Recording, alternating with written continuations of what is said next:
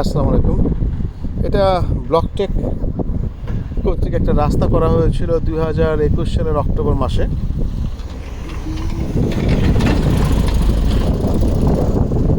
এই হলো ব্লকটেকের রাস্তাটা করা হয়েছিল ব্লকটেকের ব্লক দিয়ে 100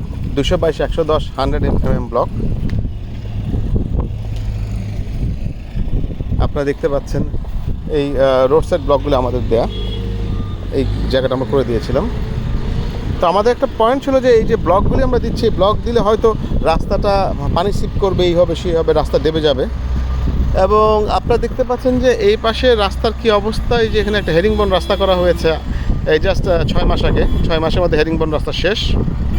আর এই রাস্তাটা দিয়ে গত 3-3.5 বছরে শত শত টন, হাজার টন টন গাড়ি গিয়েছে। এই দেখেন একটা বড় গাড়ি এটার উপর রেখে দিয়েছে নিশ্চিন্ত মনে, কিছু হয় নাই। তো আমাদের জলছিঁড়িতে ওই পাশে যে রাস্তাটা আছে ওদিক দিয়ে আমাদের নর্মাল সফট গাড়িগুলো যেতে দেয়, হালকা যানবাহন, কিন্তু এদিক দিয়ে মেন যানবাহন যায়।